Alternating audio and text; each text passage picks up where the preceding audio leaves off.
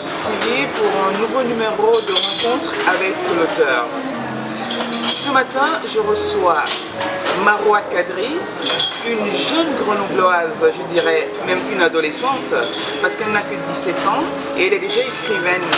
Elle est en classe de première au lycée des Eaux Claires, en classe de première S. J'ai décidé de la recevoir aujourd'hui dans un cadre assez chaleureux, vu son âge et vu son allure et son style. J'ai voulu la recevoir dans ce cadre avec cette ambiance très chaleureuse. Bonjour Maroua Kadri, comment allez-vous? Ça va, merci.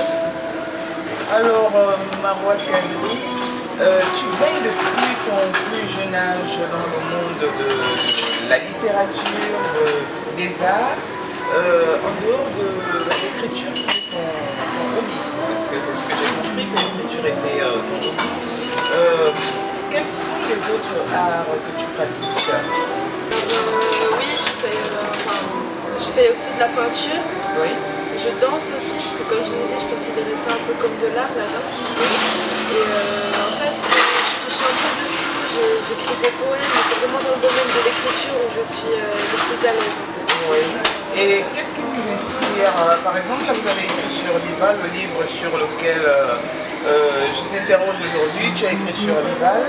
Déjà, pourquoi le titre sur Vival? En fait, le titre, je ne l'ai pas choisi tout de suite. J'ai déjà écrit le livre. Oui. Et puis en fait, en le lisant, en le relisant, j'ai vu qu'en fait, le thème général de ce livre, c'était la survie des espèces. En fait.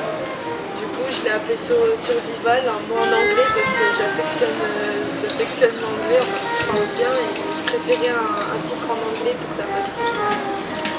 Plus Jones. Voilà, plus Jones. D'accord. Et ce que je voulais aussi comprendre, en lisant votre livre, je voulais savoir s'il était autobiographique. Parce qu'il faut quand même rappeler aux téléspectateurs que Maroua Kadri a grandi dans un quartier, on va dire, est née et a grandi dans un quartier assez difficile.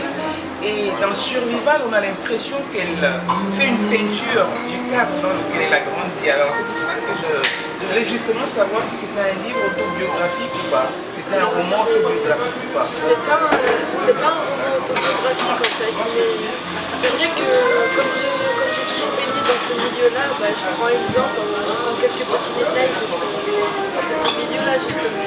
Mais c'est pas un roman autobiographique, j'ai créé mes personnages moi-même sans avoir de l'inspiration. En fait, je les avais dessinés juste avant. Et à chaque personnage, je leur ai donné une part de ma personnalité, on va dire. Et de ce que peut-être tu as vécu dans ton entourage aussi? Non, pas beaucoup. C'est vraiment l'histoire de mes personnages que j'écris. Et pourquoi tu as choisi le monde animalier? Parce que dedans, on retrouve le monde des loups. Et tu as choisi quand même des personnages qui peuvent nous faire peur. Parce que là, il y a des vampires. Parce que Athéna, dont on parlera tout à l'heure, s'est transformée, ou devait se transformer en vampire. Et pourquoi avoir choisi les loups, par exemple? Pourquoi pas les êtres humains? Pourquoi pas les êtres humains? Parce qu'en fait, je voulais vraiment faire un livre fantastique où toutes les créatures baignent dans le monde des humains et justement elles essayent de survivre. Je voulais pas toucher à un truc assez réaliste en se basant que sur les humains. Je voulais vraiment rester que dans le fantastique. Et on va dire que Survival c'est un livre où c'est la jungle, où la loi c'est la loi du plus fort, c'est celui qui règne et c'est pour ça que les personnages font aussi un peu peur, ils ont aussi un petit peu un côté animalier, c'est parce qu'ils doivent s'imposer en fait dans le monde de Survival. Et Athéna alors, elle, quel rôle joue-t-elle?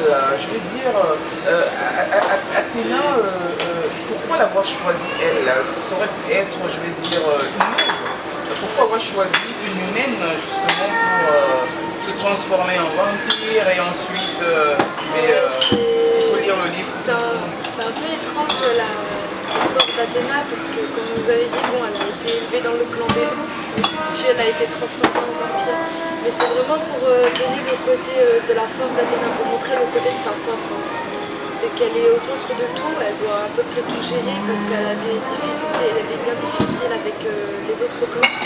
Et aussi que tout est autour d'elle car une prophétie dans mon livre l'annonce. Et en fait j'ai vraiment choisi ce côté-là, un petit peu son histoire, elle passe d'un clan des loups au clan des vampires, à peu près tout pour montrer sa force, en fait, sa détermination et le fait qu'elle continue d'avancer malgré tout. Alors, je vais toujours continuer à poser la question sur Athéna parce qu'Athéna m'impressionne énormément dans ce roman. Et je me disais peut-être que l'écrivaine que tu est déjà une future féministe parce que tu as l'art de mettre tu as bien mis en exergue les talents et la force d'Athéna. Donc je me dis, mais est-ce qu'une future féministe n'est pas née ou alors une féministe n'est pas née?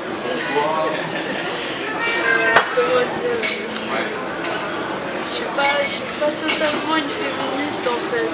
J'ai mis Athéna comme je dis parce que pour moi Athéna c'est vraiment c'est un peu mon héroïne en fait. C'est vraiment la femme que je voudrais être plus tard et que même je commence à devenir. C'est une femme indépendante, elle a besoin de personne et elle a continué d'avancer malgré tout, elle est déterminée et tout ça. Et comme j'ai dit, dans tous mes personnages, il y a un peu de ma personnalité. Et dans Athéna, je voulais vraiment montrer ce côté, comme je vous l'ai dit, de la force. J'avance toujours, je suis déterminée, j'ai un objectif et je vais y arriver. Et qui est James alors pour Athéna? James, c'est comment dire, James, c'est un peu le mentor d'Athéna, c'est celui qui lui apprend à vivre un peu dans le monde des vampires. Et après, au fil du temps, ça devient un peu une histoire d'amour. Ouais, c'est ce que... Mais en fait, j'ai rajouté cette histoire d'amour parce que pour rajouter un petit peu adoucir l'histoire, pour rajouter un petit peu de piquant, de romantisme, en fait, que ce soit pas juste une histoire de bagarre, de meurtre et tout ça. C'est ça. Et Sacha, pourquoi elle naît dans le roman? Sacha aussi, elle est aussi un personnage assez important. Tu peux m'en parler un peu plus pour qu'on comprenne mieux le rôle aussi qu'elle joue? Sacha, c'est Kim, c'est un garçon, c'est un peu l'aide d'Athéna en fait. Il n'est pas très important en fait dans le livre, on va dire que dans le premier, bon, il a une place assez devant de la scène. Sauf qu'il sera le plus important dans le deuxième et le troisième tome en fait. Il sera vraiment le pilier d'Athéna. Si lui il s'effondre en fait, Athéna elle s'effondre aussi. Mais ça veut dire que Athéna c'est comment dire? C'est une femme, on va dire une femme normale finalement, parce qu'elle comprend qu'elle ne peut pas s'en sortir sans la force masculine finalement. Parce que ses mentors restent des hommes, pourtant c'est une femme forte. Bah justement, c'était pour un peu la faire évoluer dans un monde d'hommes en fait, et qu'elle reste quand même au-dessus d'eux en fait. Même s'il l'aide quelque part, même s'il l'aide dans la mentalité, même si c'est ses amis en fait. Mais elle reste quand même au-dessus d'eux. C'est grâce à elle que toute l'histoire va se dérouler. Ben oui, parce qu'elle a été envoyée quand même, elle a une mission, donc oui, c'est tout à fait normal. Et, mais ça s'achève quand même bizarrement le roman, parce qu'on a soif encore de comprendre beaucoup de choses. Il y a des suspens et tout. C'est toujours parce qu'il y a la trilogie que ça a été achevé de cette manière. Ouais, c'est pour ça. En fait, j'ai fait exprès de... En fait, au début, j'avais mis plein d'infos dans le livre, mais ça ne me rendait pas intéressant. Du coup, j'en ai enlevé. Et à la place, j'ai fait 2 autres livres qui suivent derrière. D'accord. Et justement, on reste sur notre fin à la fin de Survival tome 1. Oui. Pour après lire le Survival tome 2 et ensuite le tome 3 en fait. Qui vont toujours s'appeler Survival. Voilà. D'accord, ok.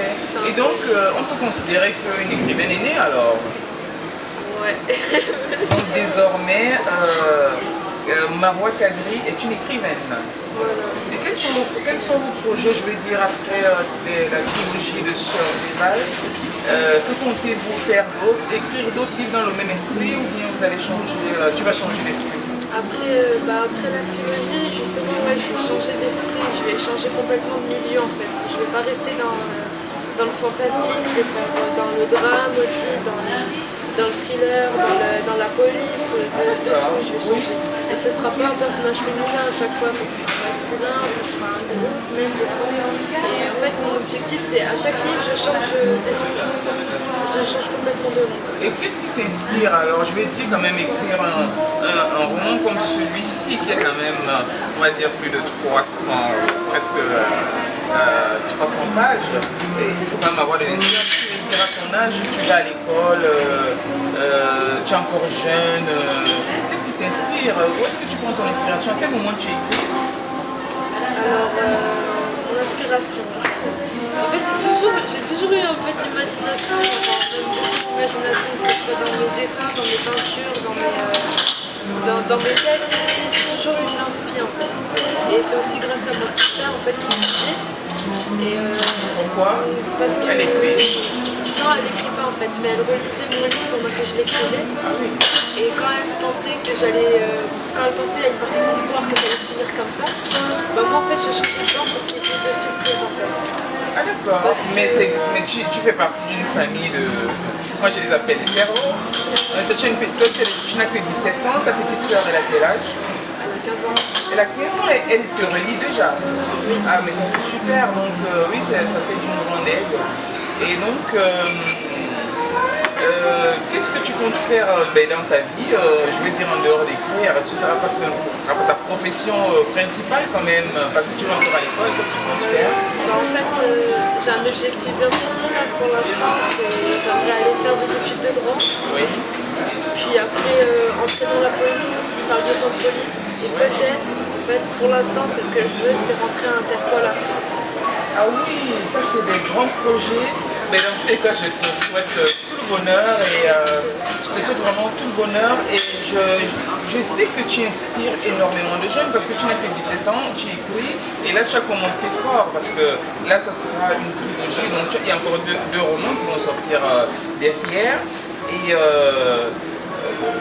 qu'est-ce que tu pourrais dire à tous ces jeunes qui vivent dans des quartiers, on va dire, défavorisés, des quartiers, comme on dit, entre guillemets, qui craignent, malheureusement le terme n'est pas toujours adapté et c'est un peu choquant, qu'il y a des gens comme toi, Marois Kadri, qui sortent de ces quartiers-là, ta petite soeur qui relit tes livres, qu'est-ce que tu peux dire à ces jeunes-là qui vont t'écouter, à qui tu vas inspirer parce que bientôt tu vas faire partie de ces grandes dames qui écrivent. Qu'est-ce que tu as envie de leur dire? Ce que j'ai envie de dire, c'est qu'il ne faut pas avoir peur de se lancer. Et de toute façon, je sais que je ne suis pas la seule à écrire dans les quartiers. Tout le monde écrit un peu parce que c'est un moyen de s'évader aussi. C'est un moyen de partir et tout de la misère de ce monde, de rentrer dans notre propre monde. Et en fait, il faut juste se lancer. Il ne faut pas avoir peur, il ne faut pas entendre les gens qui disent tu n'y arriveras jamais, de toute façon, qui rigolent quand ils disent ça. Il faut vraiment pas avoir peur et y aller, parce que de toute façon, on n'a rien à perdre. Enfin, moi, c'est ce que je me suis dit quand j'ai lancé mon livre aux éditions. Je me suis dit, de toute façon, j'ai rien à perdre. Alors, il vaut mieux que j'y aille et il vaut mieux foncer et tout, parce qu'il faut provoquer sa chance, il faut y aller, il faut sortir. Si moi je connaissais tes parents, moi j'allais les féliciter parce que ça montre quand même qu'il y a des choses très positives qui peuvent sortir de ce domaine parce que en réalité quand la société nous fait croire qu'un quartier craint et qu'on a des invités comme vous, on ne peut que féliciter vos parents et tous ceux qui vous entourent. Où est-ce qu'on peut se le procurer? Où est-ce qu'on le vend? Je vois qu'il a été édité par les éditions Baudelaire. Où est-ce qu'on peut l'acheter? Alors on peut l'acheter sur commande pour l'instant, sur la Fnac, sur Amazon, sur les grandes surfaces comme ça. Ou on peut aller se le procurer dans les librairies, déjà en ville à Grenoble, je sais, ou même dans des librairies autres qu'à Grenoble. Mais pour l'instant c'est plus sur commande. Et on le retrouve sur toute la France désormais. Voilà.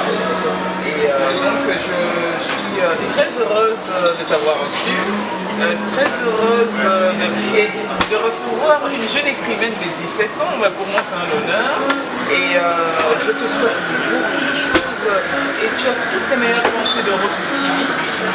Et toute l'équipe de Roots TV t'accompagne dans ta belle aventure. Merci encore d'être venu. rencontre avec l'auteur. Merci. Bonne chance. Merci. Quant à vous, chers téléspectateurs, je vous dis au revoir pour un prochain numéro avec un autre auteur. À bientôt sur Roots TV.